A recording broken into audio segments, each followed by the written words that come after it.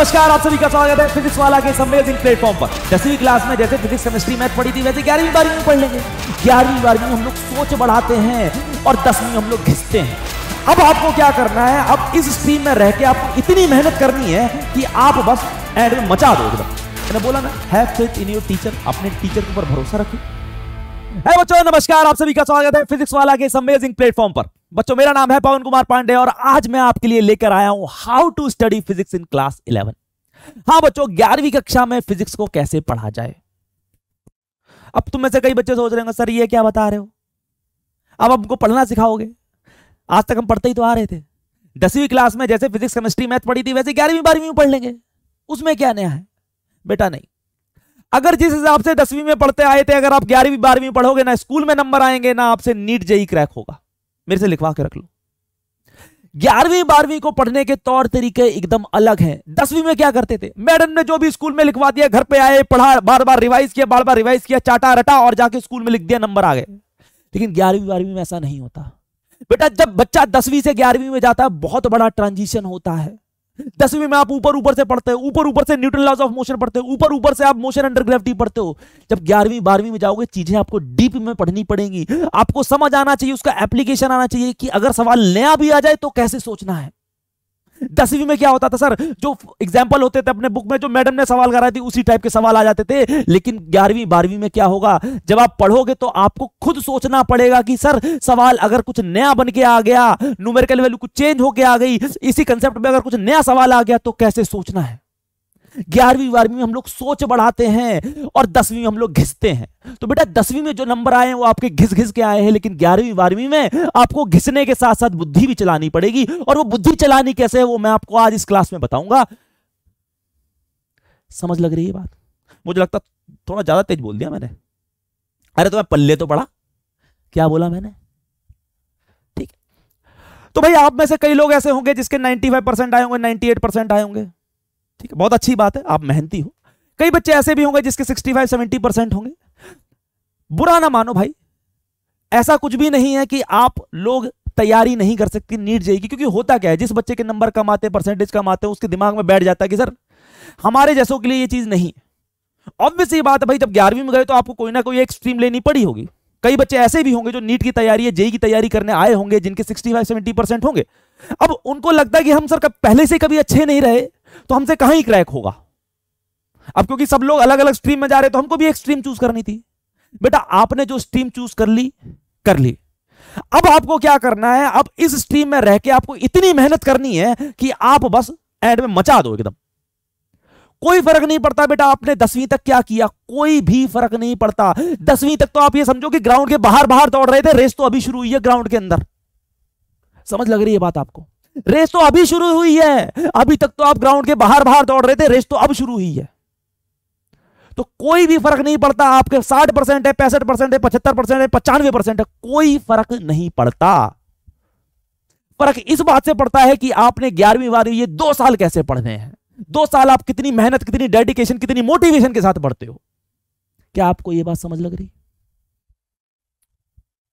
मेरे पास बेटा बहुत सारे ऐसे एग्जाम्पल है, मेरे पास ऐसे बहुत सारे बच्चे हैं पढ़ाए हुए, बाकी टीचर्स के पास भी ऐसे बहुत सारे बच्चे पढ़ाए हुए हैं जिनके 10वीं में 50%, 55% आए थे, कभी 12वीं में ज्यादा 75% आए थे, लेकिन उन्होंने नीट जेईई क्रैक कर दिया। तो बेटा स्कूल में परसेंटेज और कंपटीशन को क्रैक करने वाली चीज दोनों अलग चीजें हैं। ठीक है ना? स्कूल में पढ़ी जाने वाली चीजों के तौर तरीके अलग हैं, कंपटीशन के लिए पढ़ी जाने वाली चीजों के तौर तरीके अलग हैं। समझ लग रही है आप? और वो क्या है, कैसे पढ़ना है, वो मैं आपको बताऊंगा।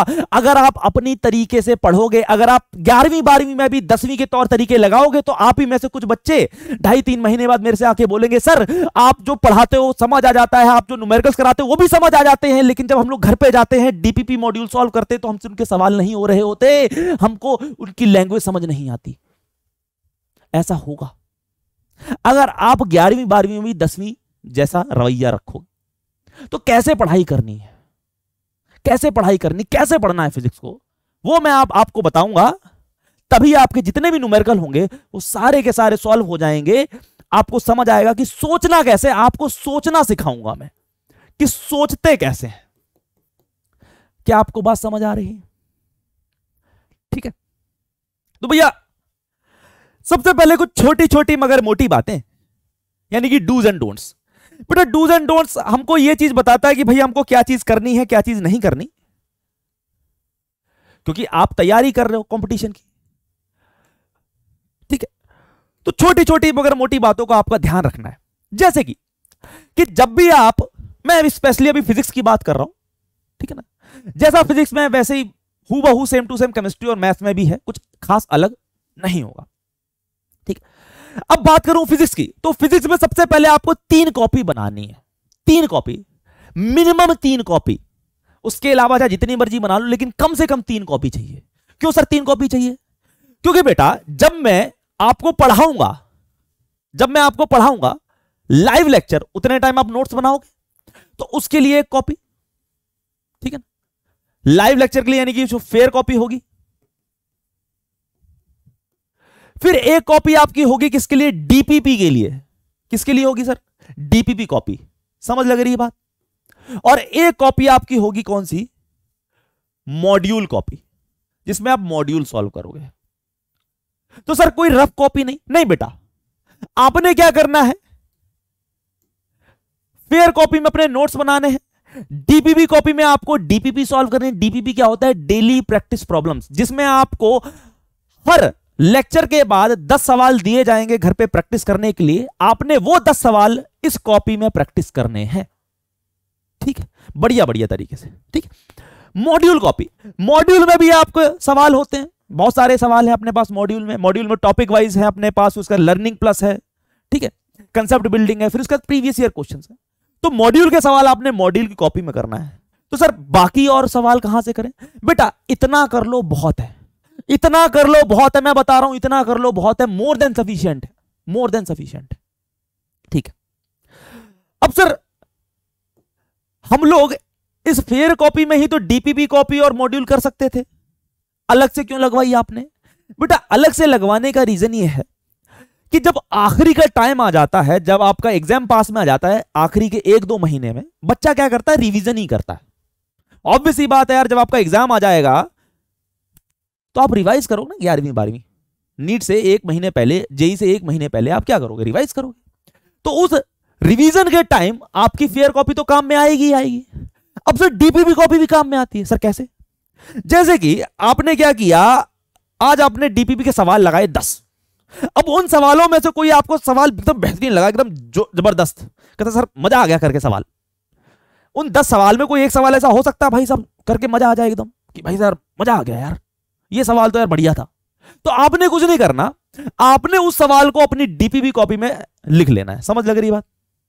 आपने उस सवाल को अपनी डीपीपी कॉपी में लिख लेना, उसकी जो भी वर्डिंग होगी, जो भी लैंग्वेज होगी, उसको लिख लेना है। तो क्या सर जब हम लोग बाकी सवाल करें 10 के 10, क्या उनकी क्वेश्चंस को नहीं लिखना? नहीं बेटा, जब आप डीपीपी में सवाल करोगे, डीपीपी कॉपी के अंदर जब सवाल करोगे, तो आपने सिर्फ उन सवाल के सॉल्यूशन ही आपने अपनी कॉपी में लिखने, सवालों को नहीं लिखना। दोबारा सुन लो, डीपीपी कॉपी में आपने सवाल के सिर्फ और सिर्फ सॉल्यूशन ही लिखने हैं, आपने सवालों को नहीं लिखना। लेकिन हां, कोई सवाल आपको ऐसा लगा रहे सर मजा आ गया, एकदम रूह को शांति मिल गई, उस सवाल को आपने क्या करना है? उस सवाल का आपने क्वेश्चन लिखना है और नीचे सॉल्यूशन लिखना है, ताकि जब आप नीट के टाइम रिवीजन करो तो आपने फेयर नोट्स तो रिवाइज कर लिए, फिर आप डीपीपी कॉपी खोलोगे, उस डीपीपी कॉपी में अच्छे अच्छे सवाल, जो कि आप हर दिन डीपीपी कर रहे हो, हर दिन 10-10 सवाल कर रहे हो। अब ऐसा तो नहीं होगा हर दिन आपको बहुत बढ़िया सवाल मिल जाएगा, ठीक है ना। आपके पास ऐसा समझो कि 2-3 दिन में आपको 1-2 सवाल बढ़िया मिल गए, तो ऐसे करते करते आपके 100-200 सवाल और बढ़िया आपके पास इकट्ठे हो जाएंगे, जो कि आप आखिरी में रिवाइज कर सकते हो डीपीपी कॉपी से। क्या आपको बात समझ आई? ठीक है। फिर sir module copy, module copy मैंने इसलिए अलग कर रखी क्योंकि मॉड्यूल में क्या होते हैं, बहुत सारे सवाल होते हैं, ठीक है ना। अगर आप इसको डीपीपी कॉपी में ही कर दोगे बैठ के, तो भाई साहब पूरा हौच पौच हो जाएगा, कुछ पता नहीं चलेगा। तो मॉड्यूल कॉपी आपने अलग रखनी है, जिसमें मॉड्यूल में बहुत सारे सवाल है अपने पास, कम से कम अगर आप देखोगे सारे सवालों को मिलाकर 300-400 सवाल हैं हर चैप्टर के, क्योंकि हर चैप्टर में करीब करीब 10 से 15 टॉपिक होते हैं, ठीक है ना। और हर टॉपिक के कम से कम 10 से 15 सवाल है, तो खुद सोचो इतने सारे अपने पास क्या है सवाल है मॉड्यूल के अंदर। तो आपने क्या देखना है, मॉड्यूल की कॉपी अपने अलग बनानी है, और मॉड्यूल करते वक्त जो जो सवाल आपको बढ़िया लग रहा है, जैसे डीपीपी में बढ़िया सवाल था तो आपने क्या किया, लिख लिया। मॉड्यूल में अगर आपको कोई भी सवाल अच्छा लगेगा तो आप मॉड्यूल का सवाल आप मॉड्यूल कॉपी में लिखोगे नहीं। क्यों सर? मॉड्यूल तो होंगे ना आपके पास। लेकिन कई बच्चे ऐसे होते हैं जो कि मॉड्यूल को खरीदते नहीं है, वो क्या करते हैं, ऑनलाइन मॉड्यूल से पढ़ाई करते हैं। जिन बच्चों के पास ऑनलाइन मॉड्यूल है, जिनके पास पीडीएफ है, उन्होंने क्या करना है, उस मॉड्यूल कॉपी में जो भी अच्छा सवाल आपको लगेगा कि भाई मजा आ गया करके, उस सवाल को आपने नोट कर लेना है विद सॉल्यूशन। ठीक है। लेकिन जिन बच्चों के पास मॉड्यूल है उन्होंने सवाल को नोट नहीं करना, बस क्या करना है, मॉड्यूल खोलना है और जाके उस बढ़िया वाले सवाल पे आपने ऐसे करके एक स्टार मार्क कर लेना है, ताकि आप कल को जब चैप्टर रिवाइज करो और मॉड्यूल खोलो तो आपको पता हो कि सर ये वाला सवाल अच्छा था, इसको एक बार रिवाइज कर लेता हूं मैं। क्या आपको बात समझ आ रही है? क्या आपको क्लियर है कि आपने क्या कितनी कॉपी बनानी है? आपने टोटल में 3 कॉपी बनानी है। एक है अपने पास फेयर कॉपी जिसमें आप नोट्स बनाओगे, दूसरी अपने पास डीपीबी कॉपी जिसमें आप डीपीबी के सवाल सॉल्व करोगे, जो कि आपको रोज 10 सवाल मिलेंगे। हो सकता है कोई उसमें से अच्छा सवाल हो तो आप उस सवाल को लिख लोगे विद सॉल्यूशन। ठीक है, तो आपके पास और बढ़िया बढ़िया सवाल इकट्ठे होते चले जा रहे हैं डीपीबी कॉपी में, बढ़िया बढ़िया सवाल जिनको आप लिख रहे हो। बाकी सवाल को तो आपने सॉल्यूशन ही करना है। मॉड्यूल कॉपी में आपने मॉड्यूल ही सॉल्व करना है। ठीक है, जो भी आपको क्लास में होमवर्क मिलेगा मॉड्यूल से आपने वो सॉल्व करना है। अगर आपको कोई सवाल बढ़िया लगता तो आपने मॉड्यूल खोलना है और मॉड्यूल खोल के उसमें स्टार लगा लेना उस सवाल के आगे। क्या आपको इतनी बात समझ आई? लेकिन जिन बच्चों के पास मॉड्यूल नहीं है, जो कि पीडीएफ लेते हैं, उन्होंने क्या करना है, जैसे डीपीबी कॉपी में आप अच्छा सवाल को लिख रहे थे वैसे आपने मॉड्यूल कॉपी में भी उस अच्छे सवाल को लिखना है। ठीक है बेटा, ठीक है। तो ये तो हो गई अपने पास 3 कॉपी की कहानी। अब उसके बाद बात करते हैं, try to make notes during live lecture only, if in case something misses out leave the space and complete it after class.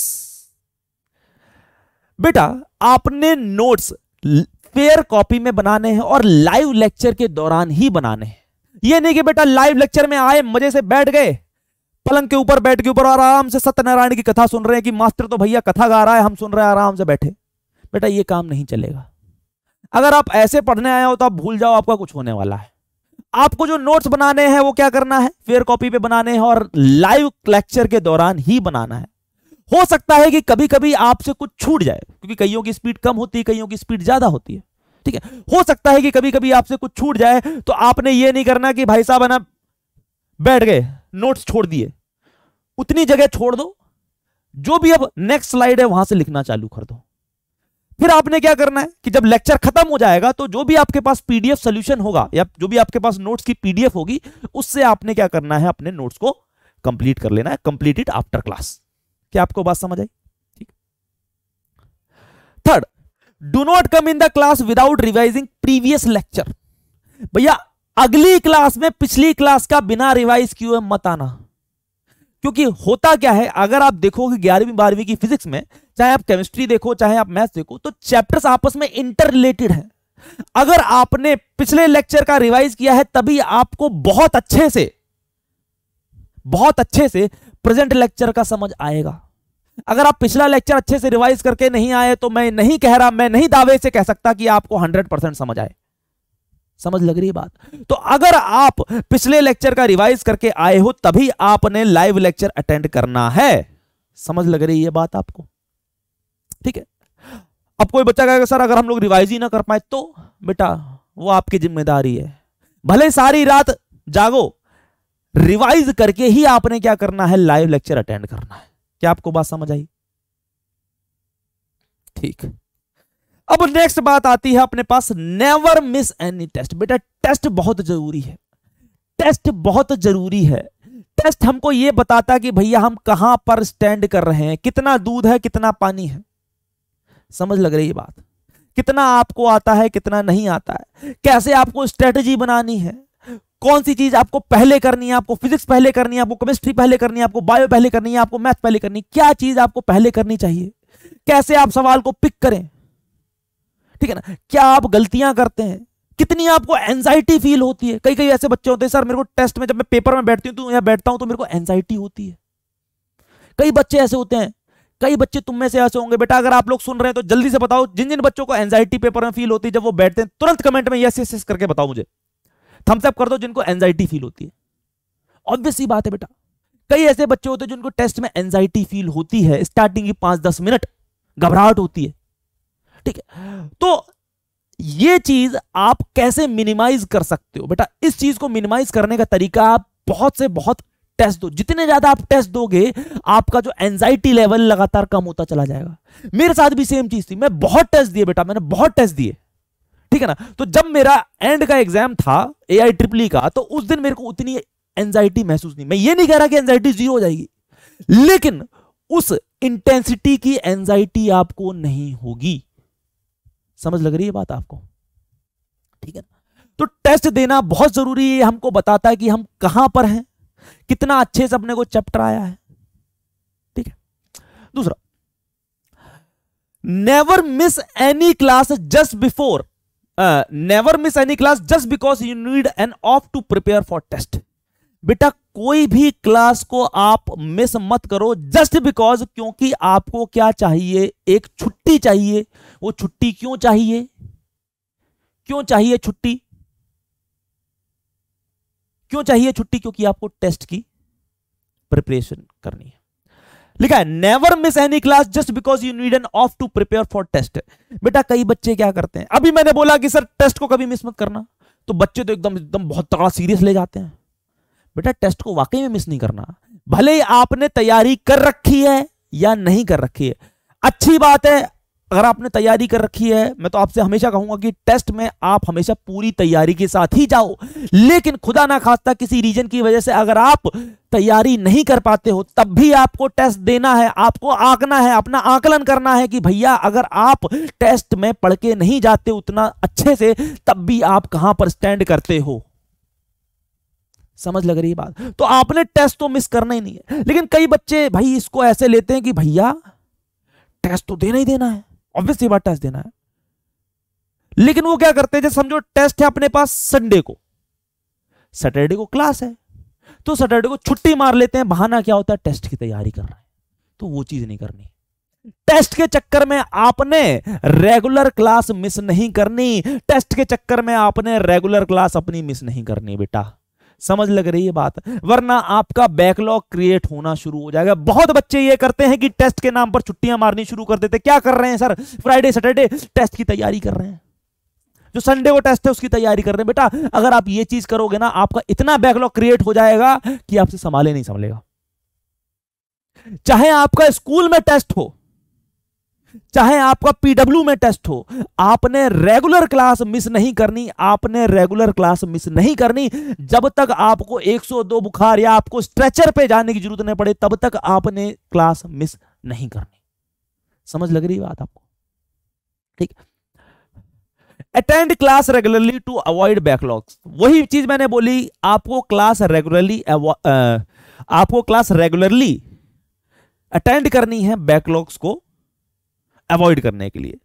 लेकिन मान लो किसी भी रीजन से, किसी इमरजेंसी की वजह से आपको क्लास मिस करनी पड़ जाती है, या आपको कोई भी ऐसा रीजन है जिसकी वजह से आपका बैकलॉग क्रिएट हो जाता है, तो उसको जितना जल्दी हो सके उतना जल्दी आपने कवर करना है, वरना बैकलॉग का एक पहाड़ बन जाएगा बेटा। ठीक है ना? और उस पहाड़ के ऊपर चढ़ के तिरंगा लहराने में हालत खराब हो जाती है।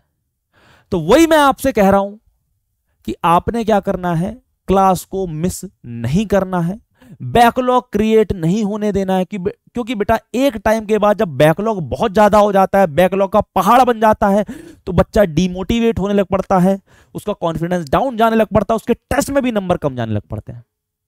ठीक है? हमको लगता है कि चलो कोई नहीं, हम कर लेंगे, लेकिन वो कर लेंगे बहुत मुश्किल हो जाता है। तो इसीलिए आप बैकलॉग हमेशा अवॉइड करें। फिर क्या आता है, avoid social distraction such as Facebook, Instagram and YouTube. भाई साहब ये बहुत इंपॉर्टेंट है, फेसबुक, इंस्टाग्राम एंड यूट्यूब। बेटा जितने भी अपने पास सोशल डिस्ट्रैक्शंस है, जैसे फेसबुक हो गया, इंस्टाग्राम हो गया, यूट्यूब हो गया।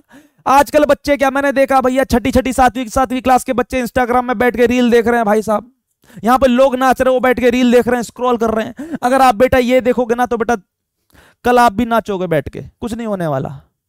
अगर आप यहां पर टाइम वेस्ट करोगे इंस्टाग्राम के ऊपर, फेसबुक के ऊपर बैठ के रील्स देखोगे, तो आपका भी यही होने वाला है। ठीक है? समझ लग रही है बात? तो आपने क्या करना है, आपने सोशल डिस्ट्रैक्शंस को अवॉइड करना है। क्योंकि बेटा जब आप एक बार मोबाइल लेकर बैठते हो, कई होता है ना थोड़ी देर देख लेते हैं, थोड़ी देर देख लेते हैं, ठीक है 5-10 मिनट रील देखेंगे। बेटा वो रील ऐसी समझो एक ऐसा एडिक्शन है ना कि भैया आप देख रहे कब वो 10 मिनट से लेकर वो कब 1 घंटा बन जाए कुछ पता नहीं चलता, ठीक है। माइंड डेविएट होता है उसको अलग। अब सर कहोगे सर यूट्यूब भी आप अवॉइड करने को कह रहे हो। बेटा यूट्यूब पर अगर कभी फिजिक्स वाला से रिलेटेड कोई चीज आ रही है, कभी कंपटीशन वाला, जेई वाला या किसी अपने फिजिक्स वाला के चैनल से रिलेटेड कोई चीज आ रही, तो वही आपने देखना, उसके अलावा आपने कुछ नहीं देखना। क्योंकि यूट्यूब पे भी फालतू चीजें बहुत ज्यादा अवेलेबल हैं जिस पे आप अपना टाइम बहुत वेस्ट करते हो। आपने कुछ नहीं करना, आपने एक वो छोटा सा मोबाइल ले लेना है, ठीक है ना। अगर आपको जरूरत पड़ेगी यूट्यूब की, घर पे मम्मी पापा के पास तो फोन होता ही, आजकल एंड्रॉइड तो सबके पास ही है, उनसे थोड़ी देर के लिए ले लिया, यूट्यूब में जो भी अपना काम की चीज आ रही है वो चीज देख ली। वरना अपने पास वो छोटा वाला फोन रखना है जिसमें वो ऐसे छोटी छोटी कीज होती हैं, ठीक है, जिसमें वो स्नेक वाला गेम चलता है, स्नेक जेंजिया वाला। इसी से पढ़ाई करनी, इसी से बात करनी, थोड़ी बहुत किसी से जो भी। मैं तो कहता हूं बस इसको रखो, इससे ज्यादा रखने की जरूरत ही नहीं है। बेटा 2 साल का संघर्ष है, 2 साल अपने आप को इस फेसबुक, इंस्टाग्राम, यूट्यूब से हटाओ। मैं बता रहा हूं कल्याण हो जाएगा, ठीक है ना। वरना बेटा अगर इनमें चक्कर में पड़ गए तो खत्म हो जाओगे। तो आपने अपने आप को इन सब डिस्ट्रैक्शन से दूर रखना है। फिर उसके बाद अगर आपको पढ़ाई में कुछ डाउट्स आते हैं तो आपने अपने डाउट्स को जो भी अपना डाउट पोर्टल है, फिजिक्स वाला का डाउट पोर्टल है, उस पर जाके जल्दी से जल्दी क्या करना है, उनको सॉल्व करना है, ठीक है ना, पूछना है। अब एक चीज और, अब होता क्या है बेटा, होता क्या है कि जैसे आप कुछ भी पढ़ाई कर रहे हो, ठीक है ना, आप कुछ भी पढ़ाई कर रहे हो और आपके दिमाग में कोई डाउट आया लाइव लेक्चर में, तो लाइव लेक्चर में भी तो ऑप्शन होता है कि अपने आप डाउट पूछो, चैट चल रही होती है। तो आपने क्या करना है, आपने सिर्फ जेन्युइन डाउट्स ही पूछने हैं, ठीक है ना। और गलती से अगर आपका कोई डाउट टीचर से मिस हो जाता है तो आप पेशेंस बनाए रखें, धैर्य बनाए रखें और अपने डाउट को डैशबोर्ड में डाल दें, जहां पे अपने पास डाउट का जो पोर्टल है, अपने आप आपको उसका आंसर मिल जाएगा। आप ये मत सोचना कि भैया टीचर ने आपका डाउट नहीं देखा या टीचर आपका डाउट नहीं बता रहा। हो सकता है कि बहुत सारे बच्चे जब डाउट्स पूछते हैं, चैट इतनी तेजी से चलती, एकदम गोली की स्पीड से, क्या पता आपका डाउट ना दिखाओ, हो सकता ना यार। टीचर भी एक इंसान है। तो आपने क्या करना है, अपने डाउट को, ऐसा नहीं कि भैया डाउट पूछा हमने, अब डाउट सर से रह गया, सर देख नहीं पाए तो आपने डाउट ही छोड़ दिया। बेटा आपने क्या करना है, आफ्टर क्लास अपने डाउट को, जो भी अपना पोर्टल है, डाउट पोर्टल, उसमें डालना है, आपको आंसर मिलेगा, 200% आपको आंसर मिलेगा। Don't worry, you will get the solution for sure, लिखा हुआ है, ठीक है ना। और बेटा मैंने बोला ना कि जेन्युइन सवाल ही पूछना है। अगर बेटा आप ओवर स्मार्ट बनते हो लाइव लेक्चर के दौरान, या अगर आप स्पैम करने की कोशिश करते हो, तो बेटा इतनी बुरी तरह मैं रोस्ट मारूंगा ना आपका कि आप याद रखोगे। दूसरा, ब्लॉक तो आप हो गए ही होगे, एक तरफा होगा, मैं आपको रोस्ट मार दूंगा, रोस्ट मार के ब्लॉक कर दूंगा, फिर करते लेना जो, ठीक। 12th point, no need to worry for school physics, we will start from basics and go to advanced level following NCERT pattern only। ये बहुत इंपॉर्टेंट बात है जो कि मैं हर साल बोलता हूं, ठीक। बेटा होता क्या है कि 11वीं 12वीं में जब बच्चा कंपटीशन की तैयारी कर रहा होता है तो ऑब्वियसली बात स्कूल तो जाता ही है। तो स्कूल में जाके देखता है कि भैया स्कूल का जो मैम है वो कुछ अलग से पढ़ा रही हैं, उसको लगता है, उसको ऐसा लगता है यार जितने भी सर हैं स्कूल के वो कुछ अलग पढ़ा रहे हैं, या किसी बुक से पढ़ा रहे हैं, किसी रेफरेंस बुक से पढ़ा रहे हैं, ठीक है। तो उसको लगता है भाई ये क्या एकदम अलग चीज चल रही है, सर हमको कुछ और पढ़ा रहे हैं, स्कूल में कुछ और चीजें चल रही हैं, ठीक है। तो वो घबराहट में आ जाता है और फिर वो क्या करता है, अपने आस पड़ोस के साथी संगातियों से पूछता है। तो कहते हैं कि भैया हमने इस दीदी भैया के पास ट्यूशन लगा रखी है स्कूल के लिए, फिजिक्स वाला मैं पढ़ता हूं कंपटीशन के लिए, और बाकी जगह मैं गली मोहल्ले में ट्यूशन जाता हूं स्कूल के लिए। आपने वो काम नहीं करना है, आपने वो काम नहीं करना है। आपने बेटा किसी भी दीदी भैया के पास ट्यूशन नहीं लगानी है स्कूल के लिए। आपने जो भी आपको फिजिक्स वाला में पढ़ाया जा रहा है, जो भी मैं आपको पढ़ाऊंगा वो एकदम जीरो से लेकर हीरो लेवल तक पढ़ाऊंगा, एकदम बेसिक से लेकर एडवांस लेवल तक पढ़ाऊंगा, जिसमें आपके एनसीईआरटी अपने आप कवर हो जाएगी। आपको कहीं पर भी स्कूल के लिए अलग से ट्यूशन लगाने की जरूरत नहीं पड़ेगी। मैंने कई बच्चे ऐसे देखे हैं कि भैया वो दो दो ट्यूशन लगाते हैं कंपटीशन के लिए, फिजिक्स वाला में लगा लेते हैं और उसके बाद चले जाते हैं दीदी भैया के पास ट्यूशन पढ़ने स्कूल के लिए, क्योंकि भाई फिजिक्स वाला इतने सस्ते में पढ़ा रहा है, फिजिक्स वाला इतने सस्ते में पढ़ा रहा है, कंपटीशन की तैयारी करवा रहा है इतना कम पैसा लेके। अब उनको लगता है कि ठीक है सर, दो दो ट्यूशन करने में क्या जाता है, यहां पे तो पैसे इतने कम लग रहे हैं, एक ट्यूशन और लगा लेते हैं दीदी भैया के पास स्कूल के लिए, घर वालों को भी दिक्कत नहीं होती। तो बेटा मैं आपसे एक ही चीज बोलूंगा, आपको किसी और ट्यूशन की कोई भी जरूरत नहीं है। आप यहीं से स्कूल में बेटा 95 100 नंबर फोड़ के आओगे फिजिक्स में, यहीं से जो मैं आपको पढ़ाऊंगा, जो मैं आपको क्लास में पढ़ाऊंगा, मैं एक एक डेरिवेशन कायदे से कराता हूं, एक एक डेरिवेशन कायदे से कराता हूं, ठीक है ना। तो आपको कोई भी दिक्कत नहीं होगी, कोई भी आपको बाहर से ट्यूशन करने की जरूरत नहीं होगी स्कूल के लिए। हाँ, हो सकता है कि स्कूल और अपना जो क्लास में जो चीजें चल रही हैं ऊपर नीचे हो सकते हैं, क्योंकि कभी कभी क्या होता है, जो स्कूल वाले स्टार्टिंग में तो धीरे पढ़ाते हैं, एकदम से पेस बढ़ा देते हैं, लेकिन हमारा जो चीज है हम लोग आराम से पढ़ाते हुए ही चलते हैं।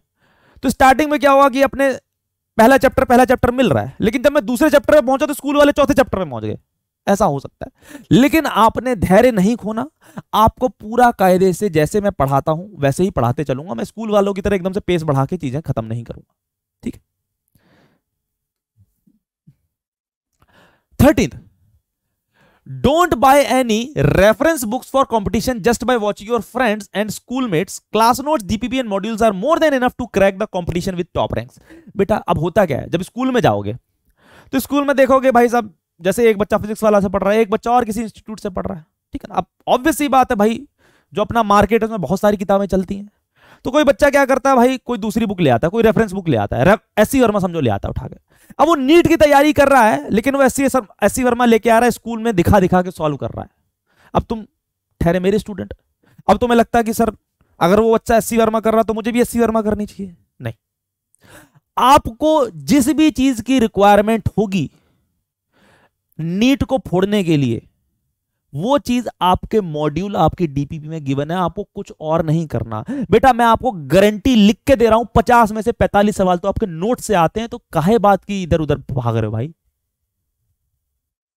आपको कहीं और जाने की जरूरत नहीं है, आपको सिर्फ और सिर्फ क्या करना है, नोट्स बढ़िया तरीके से रिवाइज करने हैं, पढ़ने हैं, आपको डीपीपी लगानी है, आपको मॉड्यूल लगाने, बेटा उतना ही कर लो ना, बहुत है। क्योंकि अगर आप इधर उधर बहुत सारी बुक्स में अटकोगे भटकोगे ना, तो आप करते रह जाओगे, और एंड में क्या होता है, जब आप नीट का एग्जाम देने जाते हो उससे 1-1.5 महीने पहले आपको रिवाइज करना होता है। अब आपने इस बुक से कुछ पढ़ लिया, उस बुक से कुछ पढ़ लिया, उस बुक से कुछ पढ़ लिया, उस बुक से कुछ पढ़ लिया, एंड में लोग समेट ही नहीं पाते, इसलिए उनकी रैंक नहीं आती।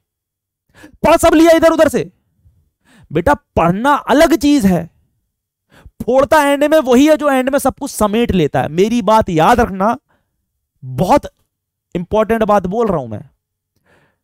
इंपॉर्टेंट नीट में पढ़ना तो है ही, लेकिन 1-1.5 महीने जो आखिरी में होता है उसमें सब कुछ समेटना, नीट से जो 1-1.5 महीने पहला होता है ना, उसमें सब कुछ समेटना बहुत जरूरी है।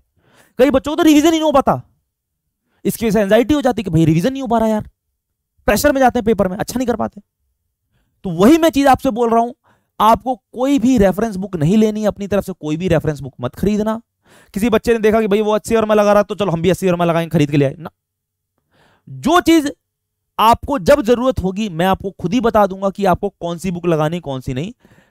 मैं आपको पूरे साल, मैं कह रहा हूं आपसे, चाहे कोई बाकी टीचर और भी होंगे, वो 11वीं 12वीं में आपको कोई भी अलग से बुक लगाने को नहीं बोलेंगे, वो सिर्फ आपको नोट्स, मॉड्यूल और डीपीपी, ये 3 चीज ही लगवाएंगे, चाहे आप नीट के हो चाहे आप जेई के हो, ठीक है। अब आती है make your own short notes. आपने अपने खुद के शॉर्ट नोट्स बनाने हैं। एक कहावत है, सबको पता है कि भैया दूसरे की गर्लफ्रेंड और दूसरे के नोट्स बस देखने में ही अच्छे होते हैं, अपने किसी काम के नहीं होते। वही चीज है यहां पर बेटा, आपने अपने शॉर्ट नोट्स बनाने हैं, मेरे नोट्स के भरोसे मत रहना कि सर पीडीएफ तो आई जाती है आपके नोट्स की, उसी से पढ़ लेंगे। कुछ नहीं होने वाला बेटा।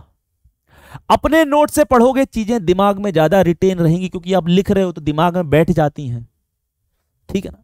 तो आपने क्या करना है, अपने नोट्स बनाने हैं, ठीक है ना। और बेटा बहुत इंपॉर्टेंट बात 15, don't try to be over friendly with anyone. जब आप पढ़ोगे क्लास में तो ऑब्वियस सी बात है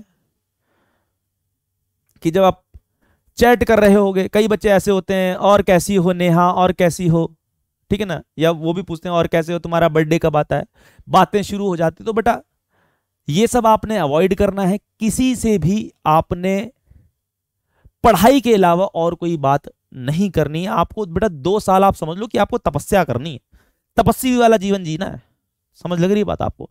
तभी आपका बेड़ा पार होगा, तभी आपका उद्धार होगा। वरना आप इन्हीं सब चीजों में, इन्हीं सब मोह माया में उलझ के रह जाओगे कि वो क्या कर रही है, उसका बर्थडे कब आता है, उसको आज क्या लिख के भेजना है, इसी में रह जाओगे, ठीक है।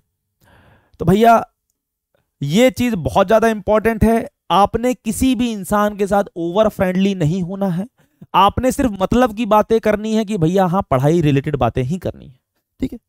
Last but not the least, have faith in your teacher. अपने टीचर पे आपको पूरा पूरा विश्वास रखना। आपके टीचर ने जो बोल दिया समझो पत्थर की लकीर है। समझ लग रही है बात आपको? आपने ये मान के चलना है कि मेरे मास्टर ने अगर ये बोल दिया तो मेरे लिए वो पत्थर की लकीर है। जैसे मैंने माना वैसे ही आपको भी मानना पड़ेगा बेटा, आपका उद्धार हो जाएगा। समझ लग रही है बात? ठीक है, आप टीचर पे भरोसा रखो। 50 में से 45 क्वेश्चन नीट में आपके नोट से ही आते हैं। अरे इवन जेई में भी यार नोट से पेपर आता है यार, कुछ अलग नहीं आता, ठीक है।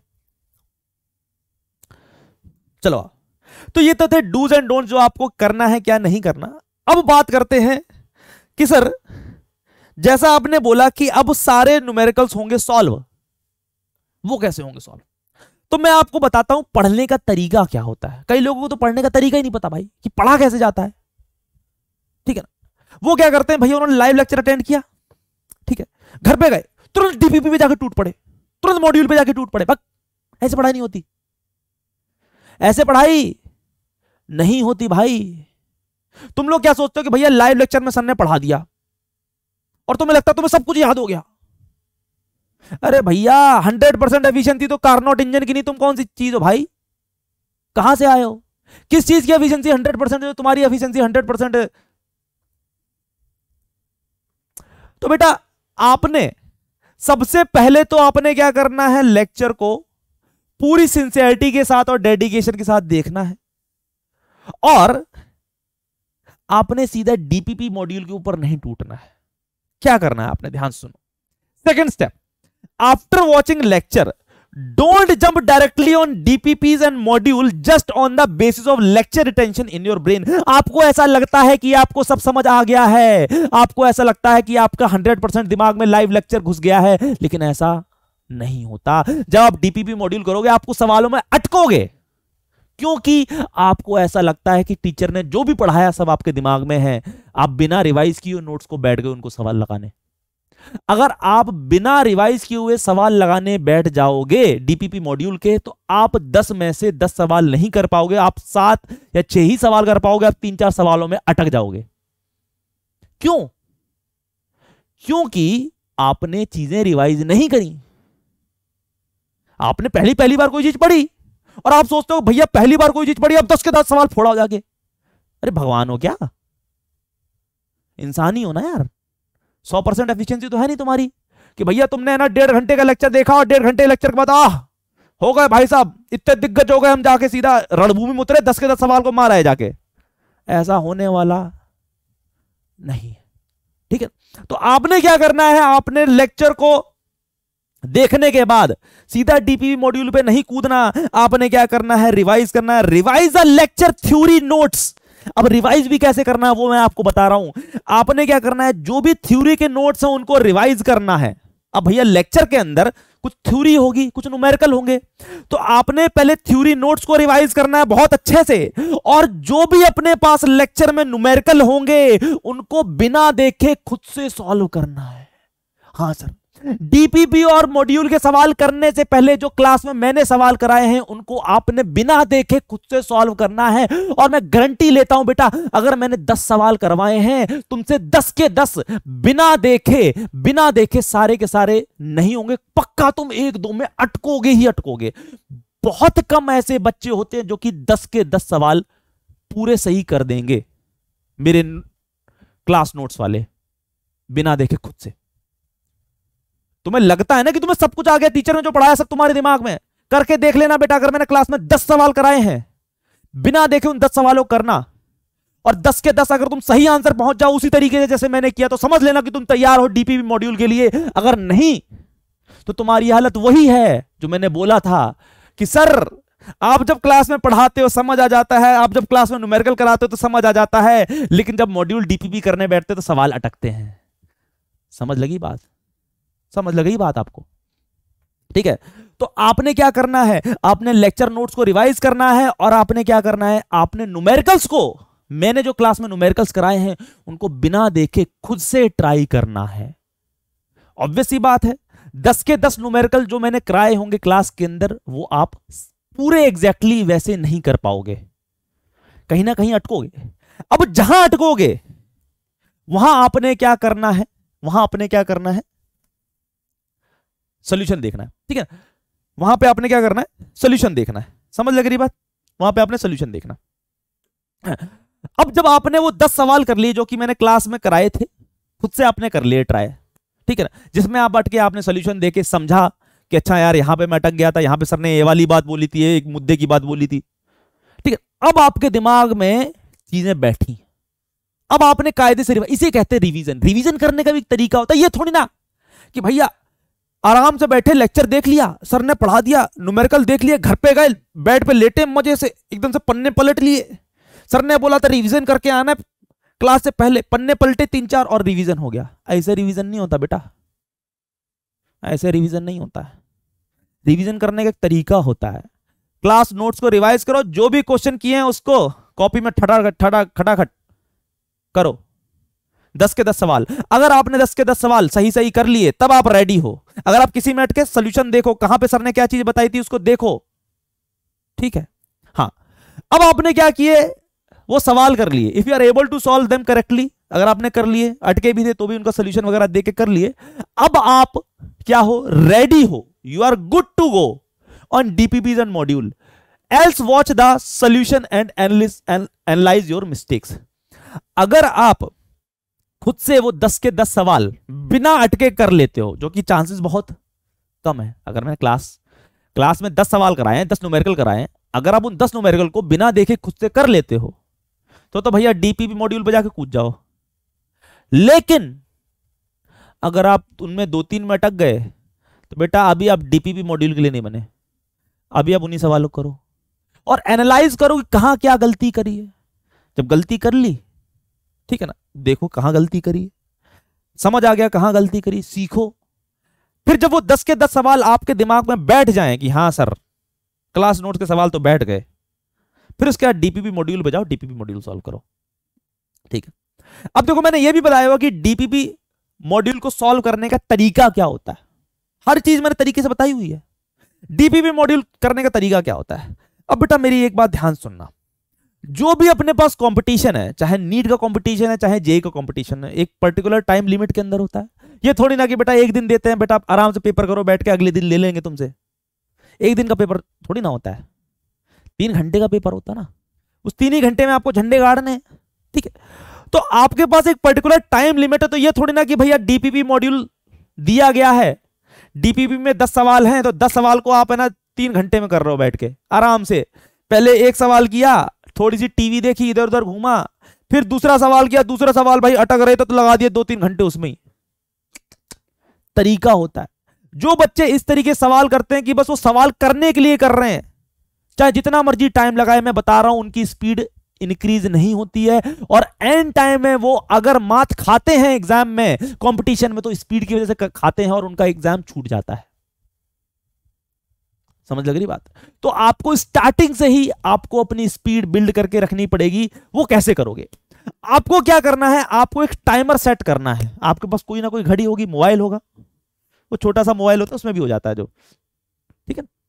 आपने एक टाइमर सेट करना है, जैसे फॉर एग्जांपल अगर आपके पास डीपीपी में 10 क्वेश्चन है तो आपने 20 मिनट या 25 मिनट मैक्स टू मैक्स, ठीक है ना, 20 या 25 मिनट का मैक्स, अभी इनिशियल टाइम अभी सीख रहे हो ना, स्टार्टिंग है, इनिशियली 11th स्टार्ट हो रही है, तो आपने 20 या मैक्सिमम और 25 मिनट मैक्स आपने क्या करना है, टाइमर सेट करना है, ठीक है, कि आपने उन 10 सवालों को 20 या मैक्सिमम 25 मिनट में करना है। अभी इनिशियली है, इनिशियल टाइम है, इनिशियल स्टेज है, तो आप 25 मिनट भी रख सकते हो। अब कई बच्चे ऐसे होंगे सर हमसे तो हो ही नहीं रहा 20-25 मिनट में, होगा, ऐसे ही होगा। बहुत कम बच्चे, समझो अगर 100 बच्चे ना तो 2 से 3 ही बच्चे ऐसे होंगे जो कि 20-25 मिनट में 10 सवाल कर लेंगे। 95 बच्चे ऐसे होंगे जिसके 20 या 25 मिनट में 10 के 10 सवाल नहीं होंगे। कोई घबराने वाली बात नहीं, मेरे से भी नहीं हुए थे भाई स्टार्टिंग में। यही चीज तो आपको अपन को इंप्रूव करनी है। खुद सोचो ना बेटा, नीट में अपने पास कितने सवाल आते हैं, नीट में अपने को 45 सवाल करने हैं, घंटा कितना होता है सर, 1 घंटा। भैया फिजिक्स केमिस्ट्री बायो होती ना तो 60 मिनट होते हैं। अब खुद सोचो 45 क्वेश्चन है, 60 मिनट है बेटा, एक क्वेश्चन के लिए 2 मिनट भी नहीं है। खुद सोचो अगर एक क्वेश्चन के लिए 2 मिनट होते तो 90 मिनट मिलते ना अपने को करने के लिए। एक क्वेश्चन करने के लिए 1.5 मिनट के करीब टाइम है बस। एक क्वेश्चन को करने के लिए 1.5 मिनट के करीब टाइम है, तो आपको 45 क्वेश्चन 60 मिनट में करने हैं। समझ लग रही है बात आपको नीट में? तो आपको वो स्पीड कैसे बनाओगे, यहीं से तो बनाओगे। आप मान के चल रहे हो कि 10 सवाल है, अभी आपकी इनिशियल स्टेट है, तो आप समझो कि 2 मिनट ले रहे हो, क्योंकि आप स्टार्टिंग पढ़ना शुरू किया तो आप 2 मिनट ले रहे हो, तो आप इंटू 2 करोगे तो आप मैक्सिमम 20 मिनट में आपको डीपीपी सॉल्व करनी है बेटा, मैक्सिमम 20 मिनट में, बहुत से बहुत 25 मिनट, उससे ऊपर नहीं जाना। समझ लग रही बात? हाँ, लेकिन स्टार्टिंग में ऐसा होगा क्योंकि आप पहली बार कोई चीज कर रहे हो, पहली बार चीजें पढ़ रहे हो, नई चीजें पढ़ रहे हो सकता है 30 मिनट लग जाए। लेकिन जब आपके दिमाग में क्या होगा कि भैया कहीं पे टाइमर चल रहा है, तो आपको होगा कि भाई अपने को चीजें करते रहनी है, ठीक है। तो भाई क्या है अपने पास, अपने को एक टाइमर लगाना है 20 से 25 मिनट का, ठीक है।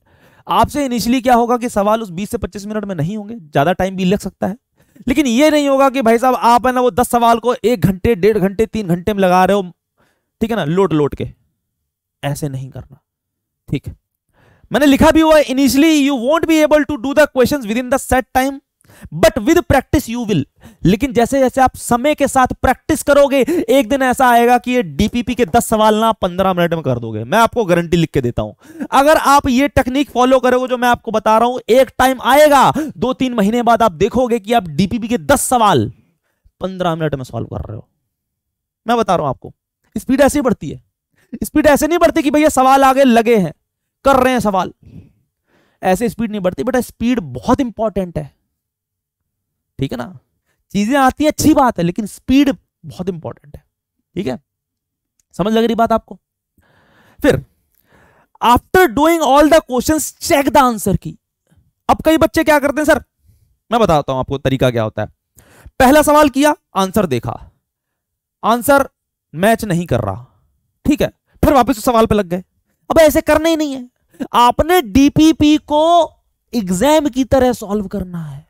हाँ भाई, आपने डीपीपी को एग्जाम की तरह सॉल्व करना है। जैसे एग्जाम का पेपर होता है, एग्जाम में आपको आंसर की मिलती है क्या? नहीं मिलती, पेपर के बाद मिलती है ना। वैसे ही अगर आपके पास एक डीपीपी में 10 सवाल हैं, पहला, दूसरा, तीसरा, चौथा, पांचवा, ऐसे 10 सवाल हैं, तो आपने पहला करना है, ठीक है ना, पहला करना है, पहला हो गया, बहुत बढ़िया बात। दूसरा करना है, दूसरे सवाल में आपको लग रहा है 2 मिनट से ज्यादा टाइम हो गया, आपसे नहीं हो रहा, छोड़ो, तीसरे सवाल पे आओ, चौथे सवाल से आओ, 5वें सवाल पे आओ, छठे सवाल पे आओ। ऐसे करके जब आपके ये 10 के 10 सवाल हो जाएं, तो 20-25 मिनट के बाद देखो कि भैया कितने सवाल सही हैं, कितने सवाल गलत हैं।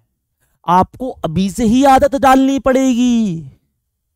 उस डी डे के लिए जिस दिन नीट होगा, आपको अभी से ही अपने आप को उस हिसाब से तैयार करना पड़ेगा, वरना बेटा एंजाइटी होना लाजमी है। अगर आप इस तरीके से तैयारी करोगे बेटा, मैं बता रहा हूं, एंजाइटी दूर दूर तक नहीं भटकेगी। समझ लग रही बात आपको? तो आपने क्या करना है, आपने पहला सवाल किया, ठीक है ना, 2 मिनट में ही, क्योंकि आपने लेक्चर देख लिया, आपने मेरे सवाल भी खुद से कर लिए। अब जो डीपीपी में सवाल होंगे वो मेरे लेक्चर नोट से मिलते जुलते ही होंगे। ये नहीं कि भैया मैंने पढ़ाया कुछ और डीपीपी में सवाल कुछ और आ गया, वैसे ही सवाल होंगे, बस थोड़ी बहुत लैंग्वेज अलग हो जाएगी ताकि आपको अलग अलग लैंग्वेज में भी चीजें करनी आनी चाहिए। ठीक है ना, कंसेप्ट वही होगा, सवाल भी वैसा ही होगा, बस थोड़ी सी लैंग्वेज अलग होगी। ठीक है ना, तो लैंग्वेज अलग होने का मतलब कि भाई सब जैसे कान ऐसे पकड़ सकते हैं, वो घुमा के ऐसे पकड़ रहा है। ठीक है ना, समझ लग रही बात? तो वही चीज है। तो आपको जो तैयारी करनी है ना, वो फर्स्ट डे से ही टेस्ट के हिसाब से करनी है, जो नीट का टेस्ट है उसके अकॉर्डिंग। ठीक है, तो जब आप पूरी की पूरी डीपीपी सॉल्व कर लोगे, उसके बाद आपने क्या करना है, आंसर की को चेक करना है। उसके बाद आपने आंसर की को चेक करना है। जितने भी आप रॉन्ग आंसर करोगे उनका आप सॉल्यूशन देखोगे और एनालाइज करोगे मिस्टेक्स को। अब जो आपने गलत किया उसके आप सॉल्यूशन देखोगे और उनकी मिस्टेक्स को एनालाइज करोगे। अच्छा, अब सर आपने 20 से 25 मिनट का टाइम दिया, उसमें से सर कुछ क्वेश्चन चलो मैंने गलत कर दिए, कुछ क्वेश्चन ऐसे भी होंगे जो मेरे से हुए नहीं, जो मैंने छोड़ दिए। हाँ सर, उनका क्या करना, उनका भी सॉल्यूशन देख लें ना। उनका सॉल्यूशन नहीं देखना, उनको फिर से टाइमर लगाओ, 2 मिनट का। अगर मान लो आपसे 4 क्वेश्चन छूटे हैं, 8 मिनट का टाइमर लगाओ, फिर से करो। बेटा ये टाइमर, मैं बता रहा हूं, टाइमर का जो खेल है ना, अगर आपने खेलना सीख लिया, आपसे तेज कोई नहीं हो सकता। मैं बता रहा हूं, ये सिर्फ यहां पे काम नहीं आएगा नीट में, ये दुनिया की हर जगह, दुनिया में जितनी भी चीजें हैं ना, सब बेटा टाइम पे चलती हैं। हर चीज टाइम पे चलती है बेटा, हर जगह काम आएगा। आप एक तरह से कम टाइम में तेज सोचने वाले इंसान बन जाओगे, क्योंकि जब अपने को पता होता ना, जब हमारे दिमाग में कोई घड़ी नहीं चल रही होती, एक टाइमर नहीं चल रहा होता, तो हमारा दिमाग रिलैक्स होता है, आराम से कर रहा होता है। तभी तो ऐसा होता ना कि सर जब घर पे करते हैं तो चीजें हो जाती हैं, जब टेस्ट आता तो नहीं हो पाती है। क्यों? क्योंकि घर पे अपने दिमाग रिलैक्स मोड में होता है, उसे पता कुछ टेस्ट नहीं है। टेस्ट में भाई क्या होता है, हमको पता सर उसी टाइम लिमिट में करना है, तो दिमाग पागल हो जाता है, अरे भाई क्या करें, हड़बड़ा जाता है, एंजाइटी आ जाती है। तो आप पहले से दिमाग को ट्रेन करके रखो ना भाई टेस्ट के लिए, कि घर पे भी उसको वैसा ही माहौल दो जैसा टेस्ट में मिलेगा। ठीक है ना, तो टाइमर के हिसाब से अगर आप चीजें करोगे, मैं बता रहा हूं आप बहुत गंदा फोड़ोगे। ठीक है, समझ लग रही बात? तो ये तो हो गई अपने को कैसे डीपीपी सॉल्व करनी है। जैसे डीपीपी सॉल्व करनी है वैसे आपको मॉड्यूल भी सॉल्व करना है टाइमर लगा के। मैं ये नहीं कह रहा कि आपको दिन में बहुत सारे सवाल मिलेंगे, जैसे आज मेरी क्लास है, ठीक है ना, तो आपको डीपीपी के 10 सवाल मिलेंगे, मॉड्यूल के आपको 5-6 सवाल मिल जाएंगे, या 7-8 सवाल मिल जाएंगे, तो टोटल में 20 सवाल आपको मिलेंगे दिन के, एक क्लास के 20 सवाल मिलेंगे, बाकी आपको क्लास में जो सवाल कराए जाएंगे। ठीक है ना, तो आपको समझो कि दिन में आपको मेरे सवाल तो प्रैक्टिस करने जो क्लास में कराए 10 से 15 जो सवाल होंगे, वो आपको मॉड्यूल के 10 सवाल, मॉड्यूल के 15 सवाल, डीपीपी के 10 सवाल, तो 10-15 आपको दिन में 40 सवाल ही प्रैक्टिस करने हैं, 30 से 40, कोई बड़ी बात नहीं है। हर दिन क्लास थोड़ी ना आती है, हर दिन क्लास आती है क्या? हफ्ते में 3 या 4 ही दिन तो आएगी, कोई दिक्कत वाली बात नहीं है, सब हो जाएगा। टेस्ट, अब देखो बेटा, टेस्ट का मैंने बताया कि टेस्ट देना बहुत जरूरी है, टेस्ट देना बहुत जरूरी है, क्योंकि भैया टेस्ट से ही अपने को पता चलता है कि हम कहां पे स्टैंड कर रहे हैं। ठीक है ना, हमसे कोई कितना आगे है, ठीक है, या हम किसी से कितना पीछे हैं, समझ लग रही बात? तो भैया बिफोर टेस्ट आपने क्या करना है, कई बच्चों को तो यही नहीं पता होता कि सर टेस्ट की तैयारी कैसे करी जाए। ठीक है, देखो बेटा, आप रेगुलरली पढ़ रहे हो, जो भी मैं आपको सवाल कराता हूं क्लास में, आप घर पे आके खुद से ट्राई करके देखते हो, उसका डीपीपी के सवाल आप उसी तरीके से करते हो, टाइमर लगा के, मॉड्यूल के सवाल आप टाइमर लगा के करते हो, तो बेटा आप खुद एक तरीके से टेस्ट जैसी तैयारी कर रहे हो। तो टेस्ट के लिए आपने कुछ और नहीं करना। अगर आप टेस्ट जैसी तैयारी कर रहे हो, खुद से पहले से ही डीपीपी मॉड्यूल को टेस्ट हिसाब से ही सॉल्व कर रहे हो, तो आपको टेस्ट के लिए कुछ अलग नहीं करना। बस आपने क्या करना है, आपने टेस्ट से पहले आपने बस नोट्स और डीपीपी को रिवाइज करके चले जाना। बेटा मेरी गारंटी, आप टेस्ट में फोड़ के आओगे, चाहे पीडब्ल्यू का टेस्ट हो, चाहे नीट का टेस्ट हो। समझ लग रही बात? चाहे जेई का टेस्ट हो। ठीक, तो कई लोग टेस्ट की तैयारी के लिए भाई 1-1, 2-2 छुट्टी मार लेते क्लास में, कि भैया संडे को टेस्ट है, सैटरडे फ्राइडे आए ही नहीं, क्यों टेस्ट की तैयारी कर रहे हैं भाई साहब? अब ऐसी क्या तैयारी कर रहे हो टेस्ट की? टेस्ट के लिए आपने जो भी आपके क्लास के नोट्स हैं उनको रिवाइज करना है, टीपीपी रिवाइज करनी है, बस। पता नहीं ऐसा क्या रिवाइज करते हैं आफ्टर टेस्ट। ये बहुत इंपॉर्टेंट है, इंपॉर्टेंट सबसे ज्यादा। मेरे को तो लगता है ऐसा कि भैया टेस्ट देने से ज्यादा इंपॉर्टेंट क्या है, टेस्ट को एनालिसिस करना। तो बेटा मैंने अभी तक इंपॉर्टेंट, सबसे ज्यादा इंपॉर्टेंट लिखा यहां पर, टेस्ट एनालिसिस, ये सबसे ज्यादा इंपॉर्टेंट है। टेस्ट एनालिसिस सबसे ज्यादा इंपॉर्टेंट है कि भैया जब आप टेस्ट दे के आओ तो आपने क्या किया होगा, टेस्ट में कुछ क्वेश्चन छोड़े होंगे, कुछ क्वेश्चन आपसे गलत हुए होंगे, तो आप एनालिसिस करो कायदे से। शाम को आकर जब आंसर किया जाए, जब सॉल्यूशन आ जाए टेस्ट का, कि आपने कहां कहां क्या क्या गलती करी थी, आपने कहां कहां क्या क्या गलती करी थी, आपने कौन सी सिली मिस्टेक करी, आपने मल्टीप्लाई करते हुए गलती करी कि आपने डिवाइड करते हुए गलती करी कि आपने ऐड करते हुए गलती करी, आपने 12 into 3 32 लिख दिया क्या 36 की जगह। अगर आपको एक बार पता चल गया सर मैंने 12 into 3 32 लिख दिया, 36 होता, तो बेटा मैं बता रहा हूं, अगर आपको एक बार पता चल गया आप पूरी जिंदगी 12 into 3 36 ही लिखोगे। ये होता है टेस्ट एनालिसिस का कमाल। फिर आप 12 into 3 32 नहीं लिखोगे, 36 ही लिखोगे। अगर आपको एक बार पता चल गया, ये दिमाग है ना, इसके साथ खेलना आना चाहिए। समझ लग रही बात? ठीक है, तो 12 into 3 36 आएगा। फिर आपको ये देखना है कि सर टेस्ट एनालिसिस मेरा कंसेप्ट गलत था क्या, कि मेरी कैलकुलेशन मिस्टेक थी, क्या मैंने यूनिट्स गलत ले ली, क्या मैं जल्दी जल्दी में यूनिट्स गलत ले लेता हूं, मीटर मिलीमीटर सेंटीमीटर, क्या मैं जब सवाल करता हूं तो जो ग्राफ होते हैं उनकी बगल की यूनिट्स देखता हूं कि नहीं देखता, कि मैं सीधा सवाल पे ही कूद जाता हूं। यही सब पता चलता है टेस्ट से। समझ लग रही? इसीलिए टेस्ट एनालिसिस बहुत ज्यादा जरूरी है, ठीक है ना। और अगर आपको चाहे जेई हो चाहे नीट हो, अगर मैं फिजिक्स की बात करूं तो आपकी बेसिक मैथमेटिक्स क्या होनी चाहिए, अच्छी होनी चाहिए। तो आप अपनी बेसिक मैथमेटिक्स को और कैलकुलेशन को इंप्रूव करते रहो, ठीक है ना, ताकि आपकी सिली मिस्टेक्स ना हो। तो ये कुछ अपने पास 7 पॉइंट्स थे कि किस तरीके से आपके के सारे न्यूमेरिकल सॉल्व हो जाएंगे, आपके टेस्ट में भी अच्छे नंबर आ जाएंगे, ठीक है ना। आप नीट भी फोड़ के आओगे और जेई भी फोड़ के आओगे। तो यही था अपने पास आज का लेक्चर। उम्मीद है आपको समझ आया होगा कि मैंने क्या बोला, आपके भेजे में बैठी होंगी चीजें, ठीक है ना। अगर आपको समझ आया तो मुझे कमेंट सेक्शन में जरूर बताएं कि आपको यह बात समझ आई है और आप इसी तरीके से फॉलो करेंगे। और मैं बताता हूं गारंटी कि आपको रिजल्ट भी 200% मिलेगा, ठीक है ना। यह अप्लाइड टेक्निक है, रिजल्ट आए हैं लोगों के, ठीक है ना। तो आपने भरोसा रखना है मुझ पर। मैंने बोला ना, have faith in your teacher, अपने टीचर के ऊपर भरोसा रखिए। तो जैसे मैंने बताया अगर आप उस हिसाब से करेंगे तो आपको कभी भी यह कहने की जरूरत नहीं पड़ेगी सर आप जब क्लास में कराते हो वो समझ आ जाता है, आप क्वेश्चन समझाते हो वो भी समझ आ जाता है, लेकिन खुद से नहीं होते। बेटा खुद से ही सवाल होंगे, खुद से सवाल होंगे, ठीक है। तो मिलते हैं फिर कभी और सेशन में। आज के लिए बस इतना ही, बाय बाय।